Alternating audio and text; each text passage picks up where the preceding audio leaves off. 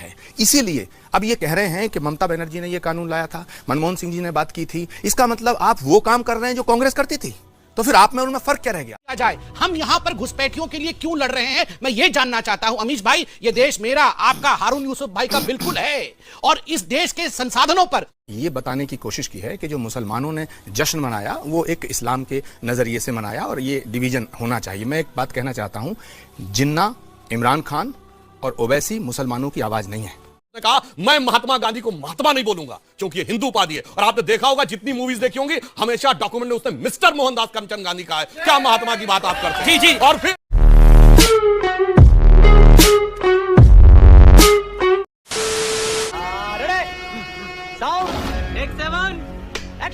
नमस्कार दोस्तों, आप सबका बहुत बहुत स्वागत है प्राइम डिबेट शो में। मैं हूं प्रदीप। ये डिबेट चल रही है सीए, एनआरसी और एनपीआर के ऊपर। दोस्तों, आपको याद ही होगा जब सीए, एनआरसी का मुद्दा भारत में छाया था तो इन विपक्षी दलों में, जिनमें कांग्रेस और वामपंथी बहुत ही सक्रिय भूमिका निभाए थे, इन्होंने पूरे भारत में चक्का जाम किया था, आगजनी की थी और कई सारी घटनाएं की थी।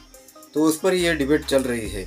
इस डिबेट में आप देखेंगे पहली बार संबित पात्रा और सुधांशु त्रिवेदी जी एक साथ हैं, और उनके ऑपोजिट में देखेंगे आचार्य प्रमोद कृष्णन और हारून यूसुफ। दोस्तों, ये डिबेट बहुत ही क्लासिक है, और जो डिबेट को सही मायने में देखता है वही ये डिबेट देख पाएगा, क्योंकि डिबेट लंबी है और टॉपिक बाय टॉपिक बेस्ड है, मतलब कोई फालतू बातें नहीं है इसमें। तो मैं चाहता हूँ जो डिबेट को अच्छी तरह से देखते हैं वही इस डिबेट को देखे। बाकी जो एंटरटेनमेंट, गाली गलौज के पर्पज से देखने वाले डिबेट है, उस तरह के डिबेट देखते हैं, वो डिबेट ये ना ही देखे, उनको जरा भी पसंद नहीं आएगा। तो चलिए शुरू करते हैं डिबेट। मजा नहीं आ रहा है। आचार्य प्रमोद कृष्णन, आपने तो बहुत बड़ी बात कह दी। आपने बोला गोडसे ने महात्मा गांधी का वध किया, ठीक है, लेकिन ये सरकार संविधान की आत्मा का वध कर रही है। महात्मा गांधी की शरण में इतनी बड़ी बात आपने बोली, आचार्य प्रमोद कृष्णन। देखिए, सवाल सीएए और एनआरसी और काका पापा छीछी सब संबित पात्रा जी ने बड़ा अच्छी तरह से रखा। सवाल किसी बिल का नहीं है अमीश देवगन, सवाल किसी कानून का नहीं है, सवाल है भारतीय जनता पार्टी और इस सरकार की नीयत का। देश की जनता में इनका जो भरोसा है वो लगातार टूट रहा है। इसीलिए अब ये कह रहे हैं कि ममता बनर्जी ने ये कानून लाया था, मनमोहन सिंह जी ने बात की थी, इसका मतलब आप वो काम कर रहे हैं जो कांग्रेस करती थी। तो फिर आप में उनमें फर्क क्या रह गया? क्या आपको अपने कानून लाने से पहले तैयारी नहीं करनी चाहिए थी? मैं पूछना चाहता हूं संबित पात्रा जी से, सुधांशु जी से भी, कि भाई आपने एक तरफ कह दिया कि साहब हम ये काम करेंगे जिससे कि तमाम शरणार्थियों को अफगानिस्तान से, बांग्लादेश से, पाकिस्तान से लाएंगे। भाई पाकिस्तान में अगर हिंदुओं पर अत्याचार हो रहा है तो भारत को शरण देना चाहिए, मैं स्वागत करता हूं इस बात का, लेकिन शरणागत की रक्षा करने का वचन हमारी संस्कृति देती है, हमारा धर्म देता है, सनातन धर्म देता है, हमारा भारत का संविधान देता है। शरणागत की रक्षा करने में भेदभाव करने की जरूरत क्या थी? आपको ये क्या लिखने की जरूरत थी? आप कहते जो शरण मांगेगा उसको देंगे हम, जो शरण मांगेगा। एक सेकंड मुझे पूरा करने दीजिएगा अमीश देवगन, मैं पूछना चाहता हूं, अगर आप ये कानून लाए और फिर इस कानून से पीछे इसकी सफाइयां देनी पड़ रही हैं, तो एक शेर कहना चाहता हूं कि खुश्क नदी में उतरे क्यों, खुश्क नदी में उतरे क्यों, और उतरे थे तो डूबे क्यों? जी, सुधांशु त्रिवेदी। ये बढ़िया था गुरु। देखिए, इन्होंने जो फैक्ट की बात कही कि भेदभाव क्यों, तो 20 अप्रैल 2012 को असम के मुख्यमंत्री तरुण गोगोई तत्कालीन प्रधानमंत्री डॉक्टर मनमोहन सिंह को लिखते हैं कि बांग्लादेश से आए हुए हिंदू, बौद्ध और क्रिश्चियन, तीन को, इनको नागरिकता देना हमारे लिए आवश्यक है। सब लोग देख चुके हैं, कई बार टीवी पे आ चुका है। 2003 में मनमोहन सिंह जी बतौर कांग्रेस सांसद असम से तत्कालीन गृह मंत्री अडवाणी जी से कहते हैं कि हिंदू और सिखों को दीजिए, जिसका कि अभी संबित जी ने आपको डिटेल बताया। और जो आचार्य जी ने कहा महात्मा गांधी की आत्मा, तो 26 सितंबर 1947 को महात्मा गांधी जी का वक्तव्य है कि पाकिस्तान से आए हुए सभी हिंदू, सिख और गैर मुस्लिमों को न सिर्फ शरण देना बल्कि उनकी आजीविका और जीवन स्तर का ध्यान रखना भारत सरकार का कर्तव्य है। It is the duty of the government of India. इसलिए जो आपने बात कही गांधी की आत्मा की हत्या किसने की, यह सहज समझा जा सकता है। जो आपने कहा, जो गांधी जी ने कहा, जो राजीव गांधी ने कहा, जो मनमोहन सिंह कह रहे थे और जो तरुण गोगोई कह रहे थे, वो हम कहे। सच तो यह है, मगर कैसा आवरण बनाया गया। इन्होंने कहा अटल जी का जन्मदिन है, तो मैं भी कहना चाहूंगा अटल जी की एक कविता थी, सच को कैसे छुपाया गया है। भरी दोपहरी में अंधियारा, सूरज परछाई से हारा। भरी दोपहरी में अंधियारा, सूरज परछाई से हारा, इसलिए अंतरतम का नेह निचोड़े, बुझी हुई बाती सुलगाएं, आओ मिलकर दिया जलाएं। इस पे जी, हारून यूसुफ साहब, आओ मिलकर दिया जलाएं। तो आखिरकार यहाँ तो बसें जलाई जा रही हैं, यहाँ तो गाड़ियां जलाई जा रही है, यहाँ तो पत्थर मारे जा रहे हैं। क्या कांग्रेस, बात तो सही है, कांग्रेस पार्टी राजनीतिक रोटियां सेकना चाहती है दिल्ली से लेकर मध्य प्रदेश तक, मध्य प्रदेश से लेकर राजस्थान तक, अगर कोई सच की बात करे और हकीकत की बात करे तो सियासी रोटियां सेकने की बात हुई। अभी हमारे समित पात्रा जी ने कहा कि भ्रमित किया और जा रहा है लोगों को। मैं पूछना ये चाहता हूँ, मनमोहन सिंह जी ने कब ये कहा कि इसके अंदर जो तमाम लोग हैं, जो शरणार्थी हैं, जो प्रोसिक्यूटेड माइनॉरिटीज़ हैं, उन्होंने कब कहा कि मुसलमानों को शामिल मत करो? मैं दूसरी बात जी, आज भी पाकिस्तान में जो हिंदुस्तान से लोग गए थे मुहाजिर कहलाते हैं। बहुत सारे लोग दिल्ली में मेरे पास आते हैं, कोई 14 साल से यहाँ बुजुर्ग औरत रह रही हैं, वो परमानेंट चाहती हैं कि हमको यहाँ की शहरियत मिले। तो ये जानबूझ के इसलिए छेड़ा गया क्योंकि इस देश के अंदर नफरत और डर की राजनीति हो रही है। पर अभी आपने बोला कि आपके यहाँ एक मुस्लिम औरत आती है जो चाहती है कि भारत में उनको नागरिकता मिले, यानी भारत में डर तो नहीं है? नहीं, भारत में डर तो नहीं है एक कौम के लिए। देखिए, मैं ये कह रहा हूँ उनके रिश्तेदार यहाँ पर हैं, अब वो बुजुर्ग हो गई तो उनके भाई ने उनको यहाँ बुला लिया। इस तरह के सैकड़ों केसेस हैं दिल्ली में, दिल्ली के होम डिपार्टमेंट से पता करें। और दूसरा, जिस तरीके ये लाया क्यों गया, क्यों भ्रमित किया गया, क्यों एक खास समुदाय को जो है ये कह के उकसाया गया कि मुसलमानों के अलावा सब होंगे। इस देश का संविधान, इस देश का आइन सबको बराबर का हक और अधिकार देता है। जी जी जी। और दूसरा, मैं समझता हूँ कि जिस तरीके से बार बार लोगों को डराने की कोशिश हो रही है, और मैं संबित जी और त्रिवेदी जी से कहूँगा कि आज देश के अंदर आपके इस कानून का बिल लाने के वजह से हिंदुस्तान में तमाम हिंदू, मुसलमान, सिख, ईसाई एक हो गए। आज नौजवान जो सड़कों पे यूनिवर्सिटीज और कॉलेज से निकल के चल रहा है, वो किसी धर्म जाति की बात नहीं कर रहा, वो अधिकारों की बात कर रहा है, वो संविधान की बात कर रहा है। बस तस्वीरें भी बार-बार गुमराह वो भी दिखाऊंगा, लेकिन आप एक कौम के विरोध में काम कर रहे हैं। आरोप नंबर 1। आरोप नंबर 2, आपने लगाया कि आपने डर पैदा कर दिया है। देखिए, पहली बात है, हारून यूसुफ जी बहुत समझदार व्यक्ति हैं, 3 बार मंत्री भी रह चुके हैं, हिंदुस्तान के संविधान को जानते हैं। इन्होंने कहा कि भारतीय जनता पार्टी ने एक समुदाय के नाम को छोड़ दिया और यह हिंदुस्तान के मुसलमानों के खिलाफ है। आप मुझे यह बताइए, पाकिस्तान के मुसलमान, अफगानिस्तान के मुसलमान, बांग्लादेश के मुसलमान, ये तीनों इस्लामिक कंट्री है, इनके मुसलमान क्या is equal to Indian Muslim? नहीं। मुझे आहत होता है ये बात सोचते हुए कि बार बार आप इंडियन मुस्लिम को क्यों इन इस्लामिक कंट्रीज के मुसलमानों के साथ कंपेयर करते हैं? क्या कहा गया है इस बिल में? इस बिल में कहा गया है ये तीनों इस्लामिक देश हैं, यहां पर इस्लाम के नाम पे प्रताड़ना नहीं होती है, माइनॉरिटीज पे प्रताड़ना होती है। इसलिए इन देशों के माइनॉरिटीज को, जो कि यहां ऑलरेडी 31 दिसंबर 2014 के पहले या उस दिन तक आ चुके हैं, उनको हम नागरिकता देंगे। ये बार बार भ्रम फैलाते हैं कि हम वहां से माइनॉरिटीज को ले आएंगे, भविष्य में ले नहीं आएंगे। 31 दिसंबर 2014 राहुल गांधी तो उत्तर प्रदेश चले गए थे, कह रहे संविधान की रक्षा के लिए जहां जाना पड़ेगा जाएंगे। देखिए, उनको एक ही डिक्शनरी, कमलनाथ सड़क पे उतरे हुए हैं। बिल्कुल, वो सब उतरे। देखिए, अभी सुधांशु भाई ने एक बहुत बड़ी बात कही, उन्होंने कहा आओ मिलके दिया जलाएं। ये भारतीय, केवल अटल बिहारी वाजपेयी की कविता नहीं है, ये भारतीय जनता पार्टी का हृदय है। आओ मिलके दिया जलाएं। और वहीं पर कांग्रेस पार्टी का एकमात्र नारा है, आओ मिलके देश चलाएं। आओ मिलके देश, अगर हम ना देश चलाएं तो आओ मिलके देश जलाएं। अगर गांधी परिवार देश नहीं चला रहा है तो इससे अच्छा है कि देश चला दे। अच्छा, आप बताइए, क्या इन तीनों इस्लामिक देश में, पाकिस्तान में, अफगानिस्तान में, बांग्लादेश में, यहां पर जो माइनॉरिटीज हैं, हिंदू हैं, सिख हैं, बौद्ध हैं, पारसी हैं, ईसाई हैं, इनके ऊपर प्रताड़ना होती है या नहीं होती?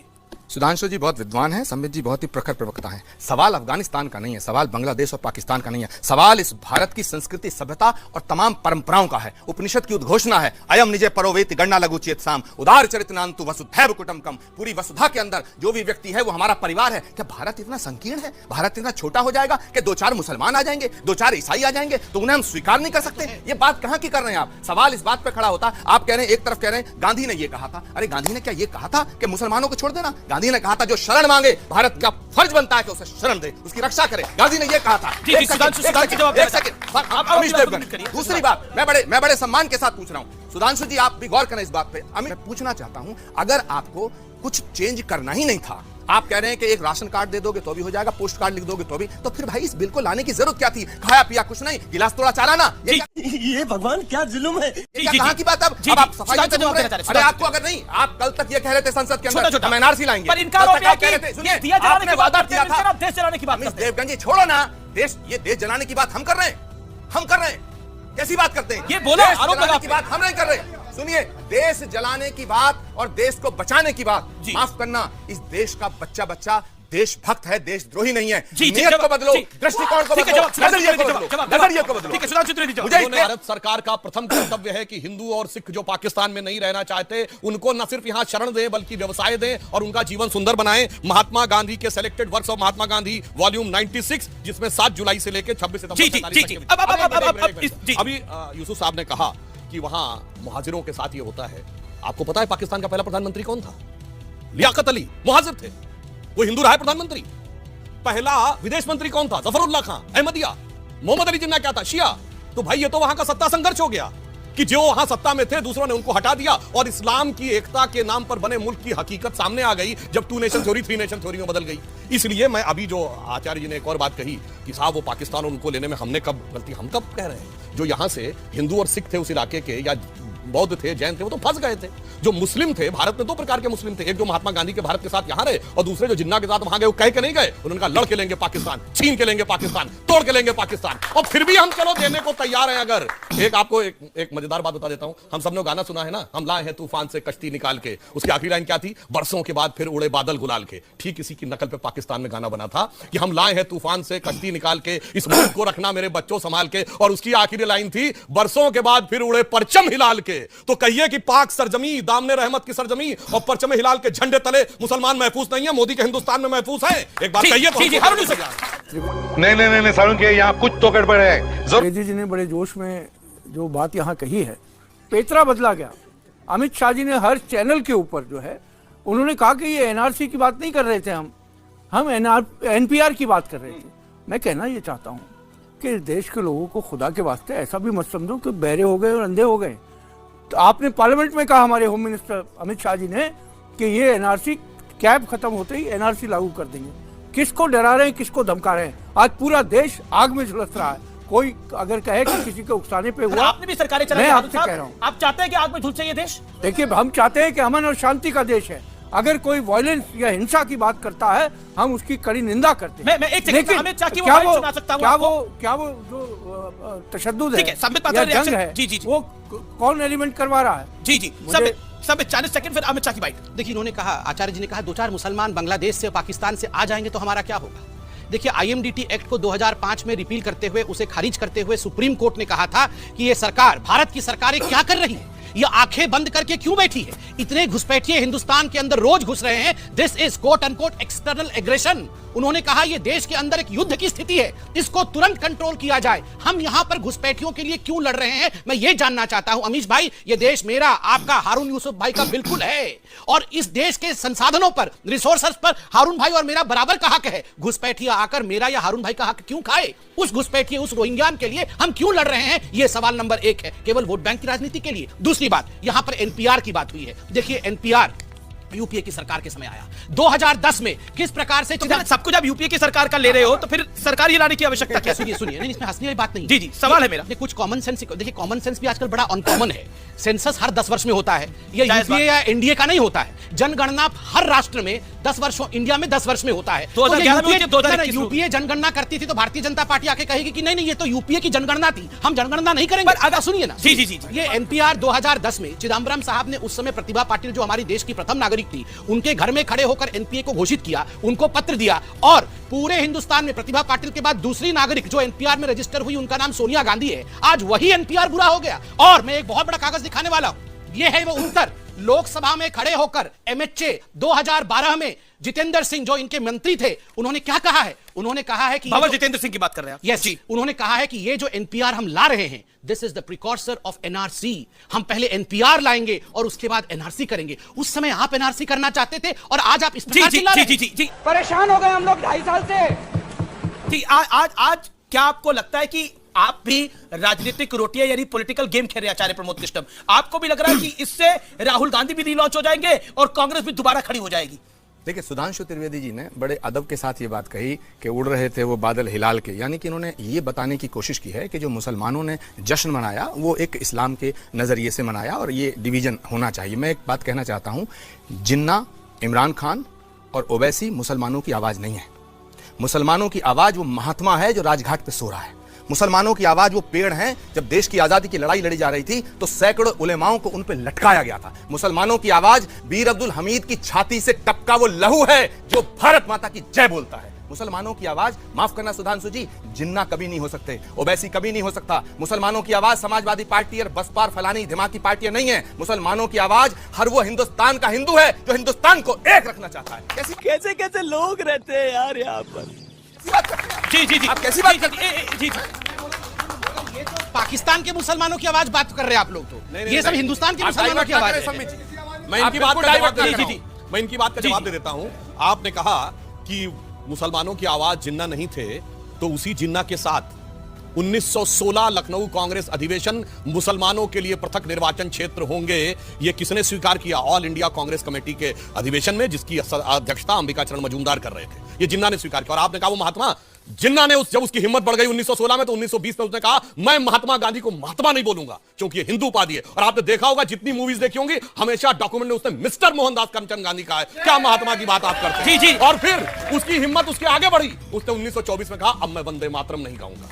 और उसके बाद जब क्रिप्स मिशन आया 1942 में, तो कांग्रेस ने ये बात कही कि ये गलत है अंग्रेजों की नीति कि वो मुस्लिम लीग से मुसलमानों के लिए बात करेंगे और हिंदुओं के लिए कांग्रेस से बात करेंगे। एक ही बात होगी मुसलमानों और हिंदुओं की कांग्रेस से। मगर 46 में खुद ही बात करने लगे जिन्ना से, और आखिर उन्होंने प्रस्ताव भी पारित कर दिया। इसलिए ये यथार्थ हम सबको पता है। और वीर अब्दुल हमीद की शहादत की 50वीं वर्षगांठ 2015 में हुई। कौन गया?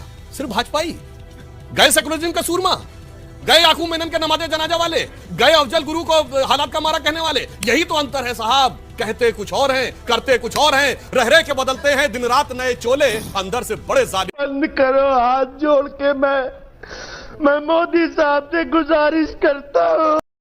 मजा आया। तो दोस्तों डिबेट हो गई खत्म। उम्मीद करता हूँ ये डिबेट वीडियो आपको पसंद आई होगी।